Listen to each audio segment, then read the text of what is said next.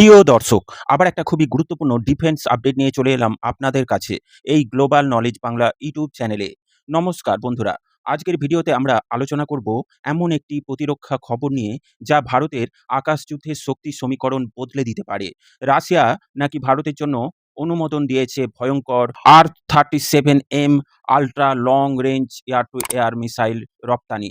এই ক্ষেপণাস্ত্র যদি ভারতীয় বিমান বাহিনীর হাতে আসে তাহলে চীনের PL-15 এবং পাকিস্তানের ভবিষ্যতে এয়ার স্ট্র্যাটেজির ওপর বড় ছাপ তৈরি করতে পারে। প্রশ্ন হলো, এটি কি শুধু অস্ত্র কেনা নাকি ভারত চীন আকাশযুদ্ধের নতুন অধ্যায় সূচনা?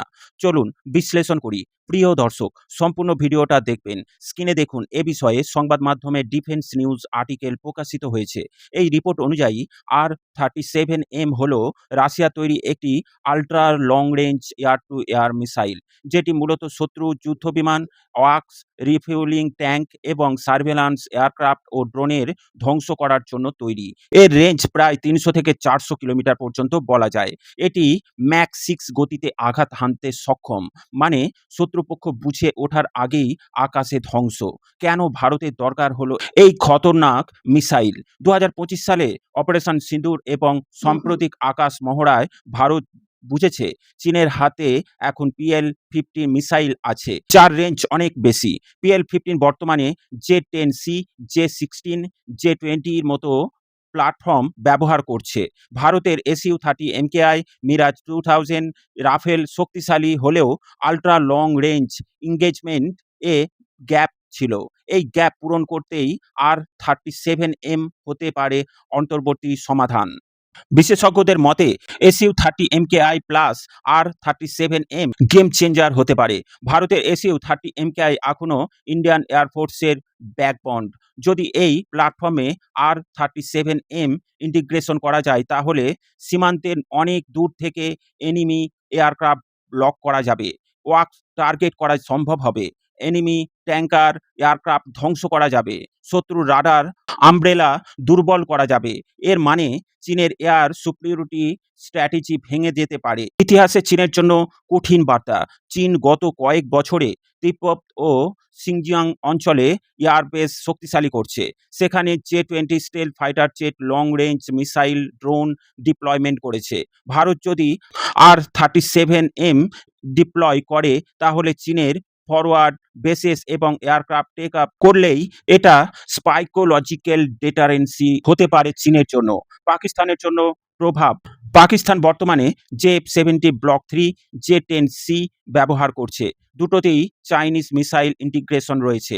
ভারত যদি R-37M ডিপ্লয় করে পাকিস্তানের কনভেনশনাল এয়ার ব্যালেন্স চাপের মুখে পড়ে যাবে, কারণ পাকিস্তানের কাছে এখনও একই ক্লাস এর মিসাইল নেই। কিন্তু এক্ষেত্রে ভারতের কাছে কিছু সমস্যা আছে, সবকিছু এত সহজ নয়। Integration issue. Su-30 MKI তে software, radar, fire control system modify করতে হবে। কস্ট ৩০০ মিসাইল কিনতে গেলে খরচ বিশাল। ডিপেন্ডেন্সি হবে রাশিয়ার ওপর। ভারত এখন make in India defence push করছে, তাই দীর্ঘমেয়াদে বিদেশি অস্ত্রের ওপর নির্ভরতা কমাতে চাইবে। ভারতের আসল ভবিষ্যৎ অস্ত্র হলো অস্ত্র MK2 বা MK3। ভারতের DRDO তৈরি করছে অস্ত্র MK2 এবং ভবিষ্যতে SFDR ব্যাসেড মিসাইল। যদি এগুলো সফল হয় তাহলে ভারত নিজের লং রেঞ্জ মিসাইল ইকোসিস্টেম তৈরি করতে পারবে। তাই R-37M হতে পারে শুধু ব্রিক সলিউশন। ভূ রাজনৈতিক প্রেক্ষাপটের দিক দিয়ে এটি খুবই গুরুত্বপূর্ণ। এই ডিল শুধু মিসাইল ডিল নয়, এটি দেখাচ্ছে রাশিয়া এখনো ভারতের স্ট্র্যাটেজিক পার্টনার। পশ্চিমা চাপের মধ্যেও Moscow Delhi defence type alive. China Russia friendship থাকা সত্ত্বেও রাশিয়া ব্যালেন্স করছে ইন্ডিয়াকে।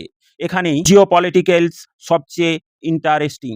যদি ভারত সত্যিই R-37M পায় তাহলে সাউথ এশিয়া এয়ার কমব্যাট অ্যাকিউশন বদলে যাবে। চীনকে নতুন করে হিসাব করতে হবে, পাকিস্তানকে ডিফেন্সিভ স্ট্র্যাটেজি নিতে হবে, আর ভারত পাবে ইমিডিয়েটলি লং রেঞ্জ পাঞ্চ।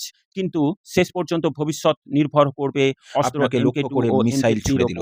চীনের নতুন প্রজন্মের long range air two air missile. আপনার মতে ভারতের কি এমনই এক ক্ষমতা সম্পন্ন কেনা উচিত, নাকি পুরো জোর দেওয়া উচিত দেশীয় অস্ত্র MK2 তে?